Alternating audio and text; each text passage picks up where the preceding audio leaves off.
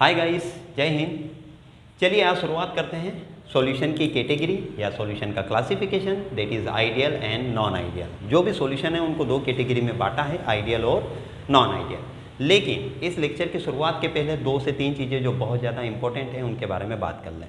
पहली चीज़, हम किन सॉल्यूशन का क्लासिफिकेशन करेंगे। हम उन सॉल्यूशन का क्लासिफिकेशन करेंगे जिसमें दोनों कंपोनेंट वोलेटाइल होते हैं, मतलब दोनों को अगर गर्म किया जाता है तो दोनों के पार्टिकल वेपर में चेंज हो जाते हैं। हम लोगों ने 4 कॉलिगेटिव प्रॉपर्टी में से जो पहली कॉलिगेटिव प्रॉपर्टी स्टडी करी थी, that is relative lowering in vapour pressure, उसी कॉलिगेटिव प्रॉपर्टी की स्टडी करते समय हम लोगों से टकराया था राउल्ट्स लॉ, और वही राउल्ट्स लॉ के बेस पे आज हम लोगों को सॉल्यूशन का क्लासिफिकेशन करना है। मैंने राउल्ट्स लॉ 2 कंडीशन में आप लोगों को पढ़ाया था। एक तो ऐसे सॉल्यूशन जिसमें सॉल्यूट वोलेटाइल होता है, और एक ऐसी कंडीशन जिसमें सॉल्यूट होता है नॉन वोलेटाइल। तो हमें आज किस लॉ की ज़रूरत पड़ने वाली है? हमें राउल्ट्स लॉ ऐसे सॉल्यूशन के लिए ज़रूरत पड़ने वाली है जिसमें दोनों कंपोनेंट कैसे होते हैं, वोलेटाइल होते हैं। तो सबसे पहले मैं आपको ये बता दूं कि हम लिक्विड सॉल्यूशन के बारे में बात कर रहे हैं, ठीक है। तो लिख देता हूं मैं यहाँ पे सबसे पहले तो कि हम किसके बारे में बात कर रहे हैं बेटा, लिक्विड सॉल्यूशन, ठीक है। और बोथ कंपोनेंट कैसे हैं, वोलेटाइल।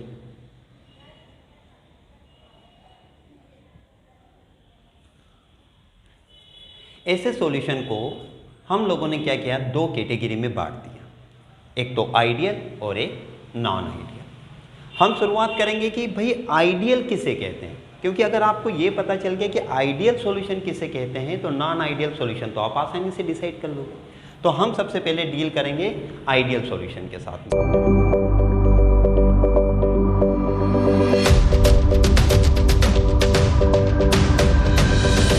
लास्ट लेक्चर में मैंने जब भी बनाया है तो कुछ इस तरह से बताया है आप लोगों को कि हमारा एक होता है सॉल्वेंट, और सॉल्वेंट के अंदर जो होते हैं बेटा वो सॉल्वेंट के मॉलिक्यूल होंगे, और चूंकि सॉल्वेंट को हम लोग कैपिटल ए से शो करते हैं इसलिए मैंने यहाँ पे सॉल्वेंट के पार्टिकल बना दिए। इस सॉल्वेंट के अंदर हम लोग क्या मिक्स करते हैं, इस सॉल्वेंट के अंदर हम लोग मिक्स करते हैं सॉल्यूट।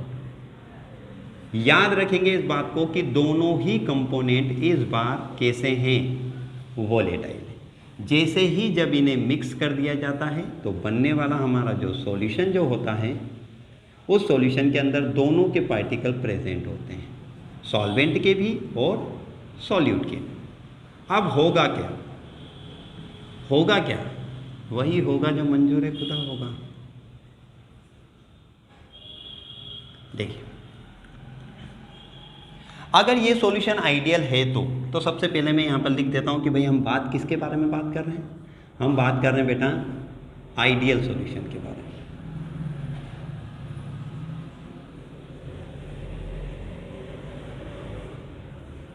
आइडियल सॉल्यूशन, देखिए आइडियल सॉल्यूशन में क्या होता है कि सॉल्वेंट भी वोलेटाइल होता है, सॉल्यूट भी वोलेटाइल होता है। इन दोनों से बनने वाला जो सॉल्यूशन जो होता है वो ऑफ कोर्स वो भी वोलेटाइल ही होगा।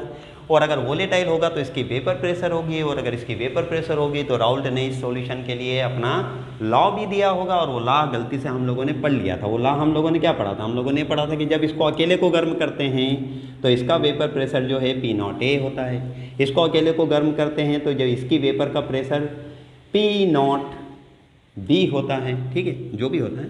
और यहाँ पर जब ये एक दूसरे के साथ में चले जाते हैं तब इसका वेपर प्रेशर PA हो जाता है A का, और B का कितना हो जाता है, PB हो जाता है। और इन्हीं दोनों का वेपर प्रेशर से मिल के जो है वो बन जाता है वेपर प्रेशर सॉल्यूशन का। फिर हमने PA की वैल्यू निकाली थी, तो PA की वैल्यू कुछ इस तरह से निकली थी, ठीक है, यहाँ पे कर देता हूँ। PA की वैल्यू हम लोगों ने निकाली थी P0A XA, और PB की वैल्यू निकाली थी हम लोगों ने P0B XB। यही था राउल्ट्स लॉ ऐसे सॉल्यूशन के लिए जिसमें दोनों कंपोनेंट वोलेटाइल होते हैं। इस बात को ध्यान में रखें, ठीक है। यहाँ तक तो आपको याद होना ही चाहिए, उसके बाद हम बात कर पाएंगे कि भाई आइडियल सॉल्यूशन कहते किसको।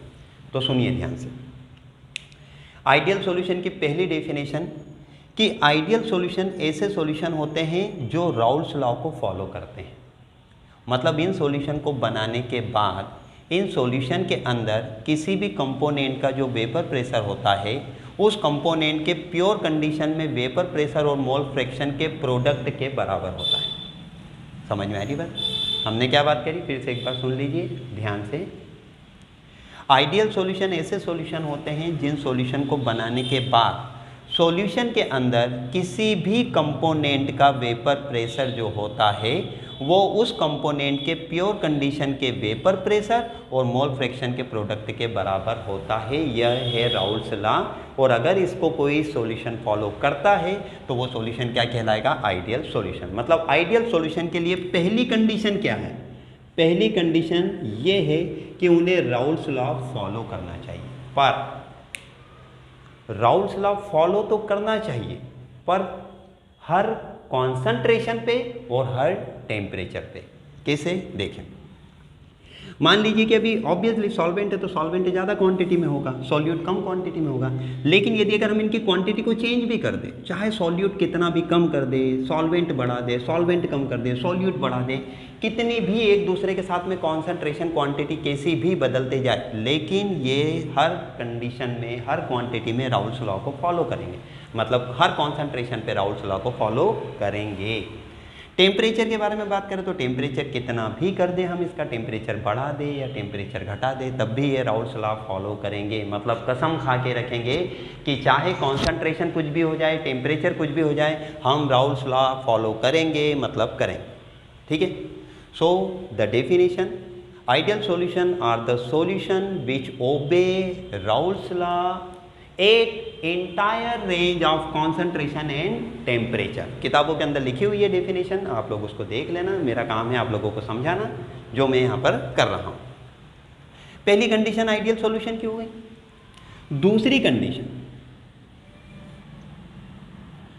कंडीशन आइडियल सॉल्यूशन के लिए ये थी कि भाई यदि अगर आप आइडियल कोई सा सॉल्यूशन बनाते हैं तो सॉल्यूशन का मिलाने से पहले, मिक्स करने से पहले इनका जो टोटल वॉल्यूम होता है, जैसे मान लेते हैं कि भाई जैसे ये 100 ml था बेटा सॉल्वेंट, और सॉल्यूट आपने क्या कर लिया 10 ml ले लिया, तो मिलाने से पहले आप क्या एक्सपेक्ट कर रहे हो कि भाई ये जब इनको मिक्स कर देंगे तो 110 ml होना चाहिए इसका।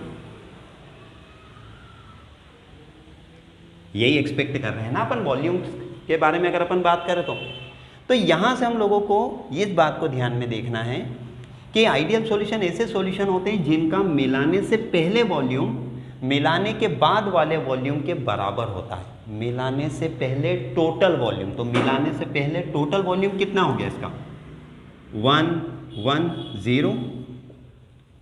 यदि मैं अगर इसको मिलाने से पहले V1 मान लूँ और यदि अगर इसका वॉल्यूम में मान लूँ V2 मिलाने के बाद, तो देखो क्या इनका वॉल्यूम आपस में सेम है।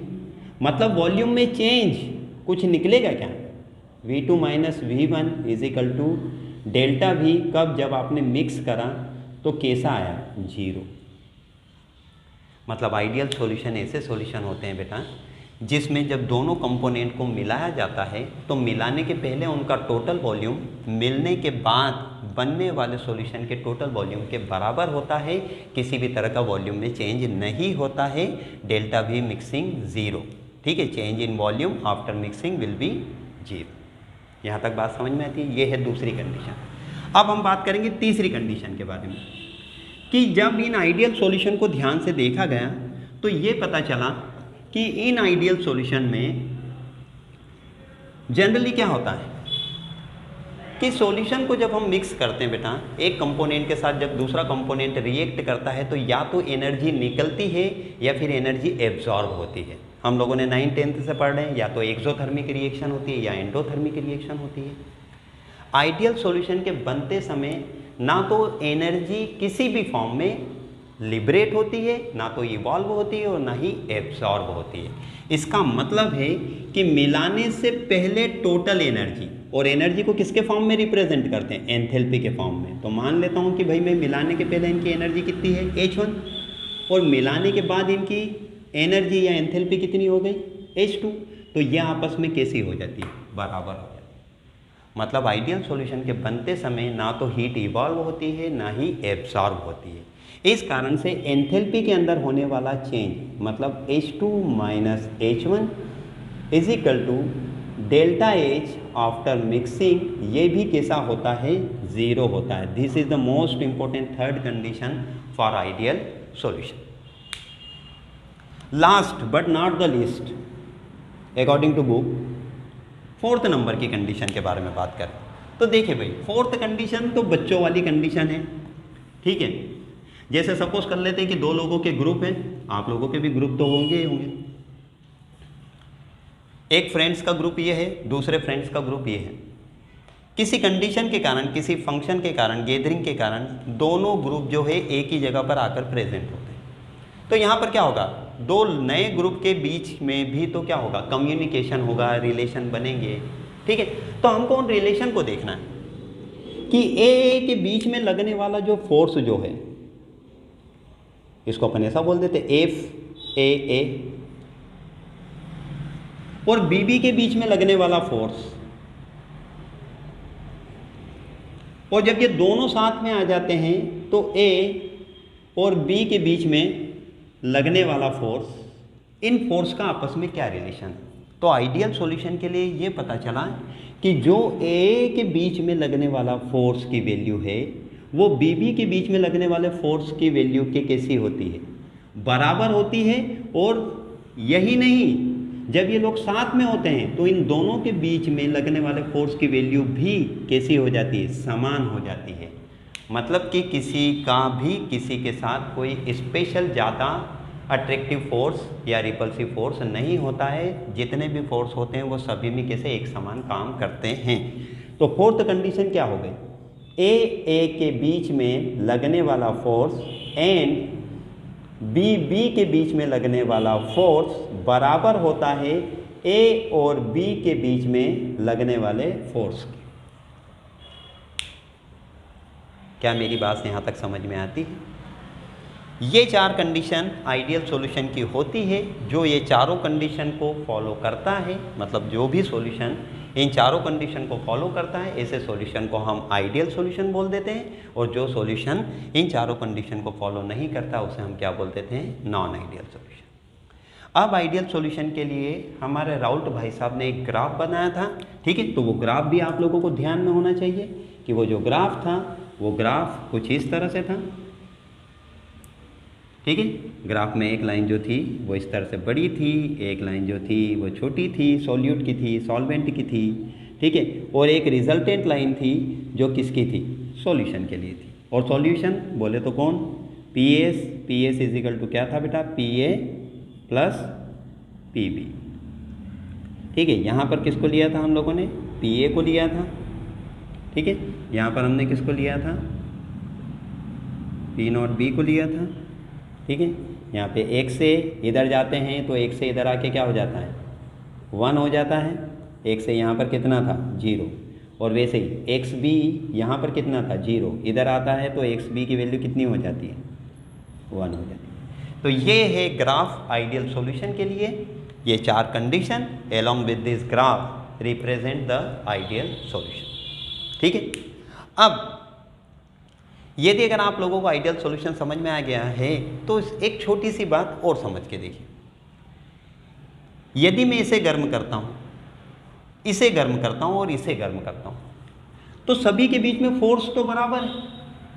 तो इस बात से कोई फर्क नहीं पड़ता है कि कौन किसके साथ में। इनको जिस टेम्परेचर पे ऊपर की तरफ उठना है, जिस टेम्परेचर को लेकर इनकी एनर्जी बढ़ जाती है और ये वेपर में चेंज होकर उठते हैं, उसमें किसी भी तरह का कोई भी चेंज नहीं होता है। मतलब इनकी स्केपिंग टेंडेंसी मतलब लिक्विड को छोड़ के वेपर में उड़ जाने की टेंडेंसी में किसी भी तरह का कोई भी फर्क नहीं पड़ता है।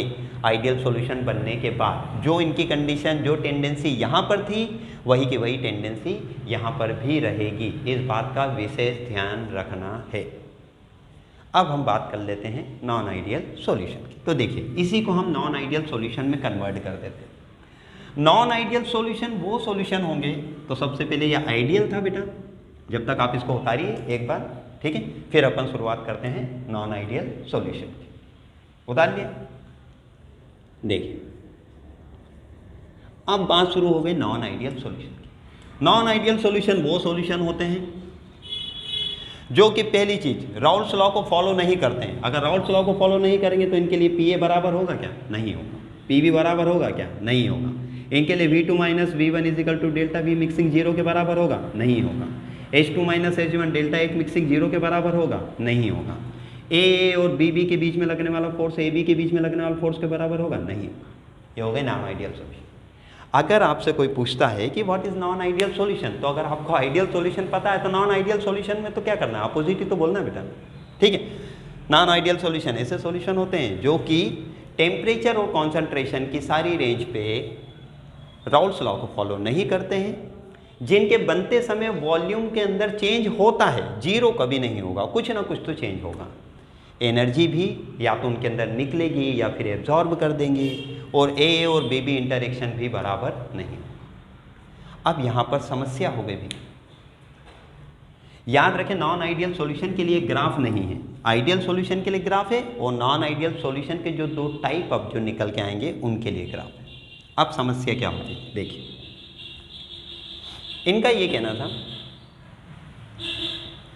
ये नॉन आइडियल सॉल्यूशन, बिल्कुल नॉन आइडियल सॉल्यूशन, तो नॉन आइडियल सॉल्यूशन का कंपोनेंट का वेपर प्रेशर जो होगा इस प्रोडक्ट के बराबर नहीं होगा। तो बराबर नहीं होगा तो फिर क्या होगा? तो फिर दो कंडीशन हो सकती है बेटा, या तो ये प्रेशर ज़्यादा हो जाए या फिर ये प्रेशर कम हो जाए। डेल्टा वी मिक्सिंग जीरो के बराबर नहीं हो, मतलब जीरो से छोटा हो जाए या फिर जीरो से बड़ा हो जाए, या तो माइनस हो जाए या फिर प्लस हो जाए, माइनस हो जाए या प्लस हो जाए, माइनस हो जाए या प्लस हो जाए। यही कारण है कि जो नॉन आइडियल सॉल्यूशन है, ये नॉन आइडियल सॉल्यूशन की हमने दो कैटेगरी बांट दी। ऐसे नॉन आइडियल सॉल्यूशन जो कि डेविएट हो रहे थे पॉजिटिव, तो उनको बोला हम लोगों ने पॉजिटिव डेविएशन वाले सॉल्यूशन, और दूसरे को हमने बोला नेगेटिव डेविएशन वाले सॉल्यूशन। अब क्या होते हैं पॉजिटिव डेविएशन वाले सॉल्यूशन, क्या होते हैं नेगेटिव डेविएशन वाले सॉल्यूशन? तो चलो सबसे पहले इनको एक एक करके देख लेते हैं, थोड़ा सा इतना सब कुछ कॉम्प्लिकेटेड ना हो जाए, इसलिए हम एक एक को उठा के देखते हैं। देखिए थोड़ा सा जगह बना लेते हैं, ये ग्राफ भी हटा देते हैं। देखिए भाई यहीं पर मैं क्या कर रहा हूं, इसे हटा देते हैं, इसे भी हटा देते हैं। इसी कंडीशन में मैं एक छोटा सा काम कर रहा हूं। पॉजिटिव डेविएशन वाले सॉल्यूशन की कंडीशन क्या रहेगी? पॉजिटिव डेविएशन वाले सॉल्यूशन ऐसे रहेंगे जिसमें बनने वाले सॉल्यूशन में किसी भी कंपोनेंट का वेपर प्रेशर जो रहेगा उसके प्योर कंडीशन के वेपर प्रेशर और मोल फ्रैक्शन के प्रोडक्ट से ज़्यादा होगा।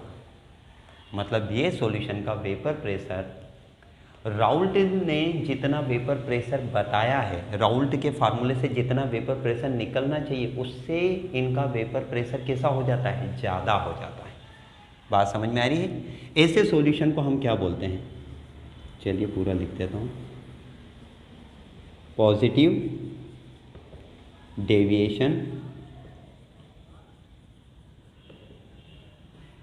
Non ideal solution. समझ जाना भाई, नॉन आइडियल सॉल्यूशन की पहली कैटेगरी कौन सी? ऐसे नॉन आइडियल सॉल्यूशन जो पॉजिटिव डेविएशन शो करते हैं, मतलब जो आइडियलिटी से ज़्यादा बेहतर परफॉर्म कर जाते हैं, और फिर हम देखेंगे आइडियलिटी से जो कम परफॉर्म करते हैं। तो ये कौन से? पॉजिटिव डेविएशन, जो राउल्ट लॉ ने जितना वेपर प्रेशर बोला उससे ज़्यादा इनका वेपर प्रेशर हो जाता है। ठीक है भाई, इनको जब बनाया जाता है तो इनका वॉल्यूम जीरो से ज़्यादा हो जाता है। जीरो से ज़्यादा मतलब प्लस में +1 +2 +3, जीरो से बड़ा क्या होगा भाई? कोई सा भी प्लस का नंबर। इसका मतलब है कि बनने वाला वॉल्यूम, बनने वाले सॉल्यूशन का वॉल्यूम बढ़ जाता है। मतलब कि इस सॉल्यूशन का वॉल्यूम पहले हो रहा था 110 और इसका भी हो रहा था 110, तो पता चला 111 हो गया। और ऐसा संभव है, हम लोगों ने देखा नहीं है, बट मैं आपको बता रहा हूँ कि लगता तो नहीं है बेटा ऐसा कि यार दो चीज़ों को मिक्स कर देंगे तो वॉल्यूम कैसे बढ़ जाएगा। तो इस बारे में किसी और दिन बात करेंगे हम, वाटर का ही एग्जांपल लेके कि वाटर कैसे अपनी डेंसिटी को चेंज कर लेता है, जहाँ पर कम होना चाहिए वहाँ पर उसकी डेंसिटी बढ़ जाती है, ठीक है, वॉल्यूम घट जाता है, बहुत सारी चीज़ें हैं। तो देखिए यहाँ पर हम क्या बात कर रहे थे कि ये ऐसे नॉन आइडियल सॉल्यूशन हैं जिनको बनाते समय बनने वाले सॉल्यूशन का वॉल्यूम दोनों कंपोनेंट के टोटल वॉल्यूम से क्या हो जाता है, ज़्यादा हो जाता है। अगली H2 minus H1 delta H mixing भी क्या हो जाती है, 0 से ज़्यादा, मतलब डेल्टा H भी क्या हो जाता है, पॉजिटिव। और डेल्टा H पॉजिटिव किसके लिए होता है, एंडोथर्मिक के लिए कि एक्सोथर्मिक के लिए। तो डेल्टा H पॉजिटिव हमेशा ध्यान में रखो किसके लिए होता है, एंडोथर्मिक रिएक्शन के लिए। इसका मतलब है कि जब इन सॉल्यूशन को बनाया जाता है तो बनने वाले सॉल्यूशन का टेम्परेचर कम हो जाता है, हीट क्या हो जाती है, एब्जॉर्ब हो जाती है। इसका मतलब है कि ये ऐसे नॉन आइडियल सॉल्यूशन हैं जिनके बनते समय हीट एब्जॉर्ब होती है, सिस्टम का टेम्परेचर क्या हो जाता है, डाउन हो जाता है। अब देखिए दूसरी इंपॉर्टेंट चीज, यहाँ पर ए और बी का फोर्स जो होता है वो ए बी की तुलना में ज़्यादा होता है। क्या होता है, ज़्यादा होता है। अब ज़्यादा होने के कारण यहाँ पर क्या होता है, ए को बी से कोई लेना देना नहीं होता है, इस कारण यहाँ पर इनकी एस्केपिंग टेंडेंसी जो होती है वो कैसी हो जाती है, बढ़ जाती है। ए और बी को यहाँ से गर्म करके इजीली सेपरेट करना कैसा हो जाता है, आसान हो जाता है। जितनी तेज़ी से यहाँ से जाते हैं उतनी तेज़ी से यहाँ से निकल जाते हैं, क्योंकि ये लोगों का बीच में खुद का आपस में कॉम्बिनेशन, इन लोगों का आपस में कॉम्बिनेशन एक दूसरे के कॉम्बिनेशन से ज़्यादा बेहतर होता है, तो ये एक दूसरे को छोड़ना ही पसंद नहीं करते। ठीक है, तो सॉल्यूशन के अंदर भी जाएंगे तो एक दूसरे से मुंह घुमा के बैठे रहेंगे, गर्म करेंगे तो दन्ने देने से उड़ जाएंगे। कुल मिला के इनकी एस्केपिंग कैपेसिटी या टेंडेंसी जो हो जाती है कैसी हो जाती है, ज़्यादा हो जाती है। ऐसे सॉल्यूशन को पॉजिटिव डेविएशन वाले सॉल्यूशन कहते हैं।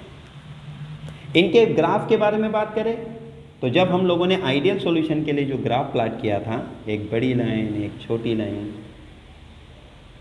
देखिए ये सॉल्यूशन का वेपर प्रेशर था PS = PA + PB। Ideal solution में ये लाइन ऐसी होना चाहिए, मतलब PS बराबर होना चाहिए PA और PB के लिए, ठीक है। लेकिन चूंकि ये पॉजिटिव है तो ये क्या कर देंगे, इनका वेपर प्रेशर PS ज़्यादा हो जाता है PA + PB से, क्योंकि PA + PB के बराबर होता तो सीधी लाइन आ जाती, ठीक है। और इस तरह से हर लाइन का वेपर प्रेशर का कर्व ऊपर की तरफ थोड़ा सा उठ जाता है,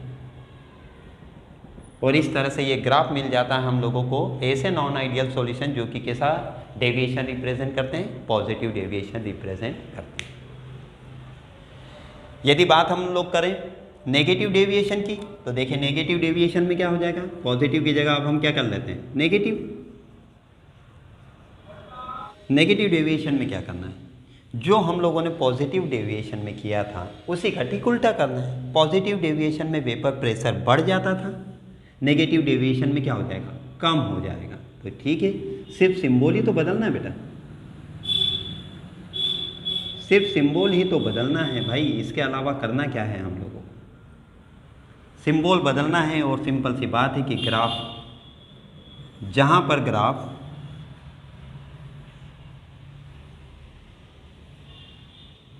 ऊपर की तरफ जा रहा था, अब ग्राफ कहां पर चला जाएगा, नीचे की तरफ, क्योंकि सीधी लाइन तो क्या है PS = PA + PB। लेकिन यहाँ पर क्या हो गया, PS छोटा हो गया किसके, PA + PB के। और इसी तरह से हर किसी के वेपर प्रेशर के अंदर हमको क्या पता चलेगा कि भाई गिरावट हो गई। और अगर वेपर प्रेशर कम हो गया, अब देखिए यहाँ पर क्या है, फोर्थ कंडीशन, AA और BB का जो बीच में लगने वाला फोर्स था उससे कहीं ज़्यादा फोर्स A और B के बीच में लगने वाला फोर्स की वैल्यू हो गई।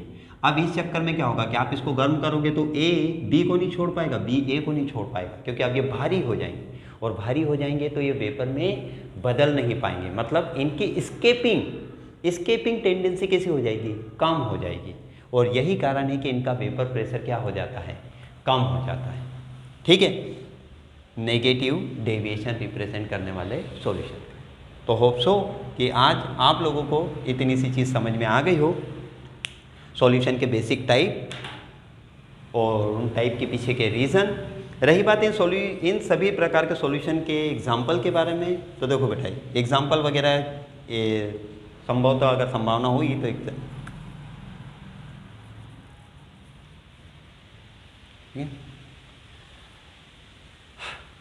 ठीक है। तो होप सो आप लोगों को आज का लेक्चर समझ में आया होगा, ठीक है। इससे रिलेटेड और भी थोड़े बहुत डाउट्स वगैरह हो सकते हैं।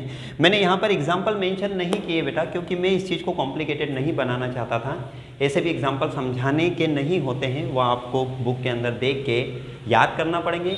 कभी अगर समय मिलता है तो उन एग्जाम्पल को लेके ये ज़रूर बताऊँगा आप लोगों को कि किस कारण से स्किपिंग टेंडेंसी कम हो जाती है, किस तरह से एक सॉल्वेंट के अंदर जब दूसरा सॉल्यूट मिलाया जाता है तो उन दोनों के इंटरएक्शन किस तरह से होती है और क्या फ़र्क पड़ता है। आज के लिए तो फिलहाल इतना। होप सो अगर किसी भी तरह के कोई भी डाउट होते हैं, किसी भी तरह की कोई सी क्वेरी होती है, हर बार की तरह कमेंट बॉक्स खुला है। You all are most welcome. Till then goodbye, Jai Hind.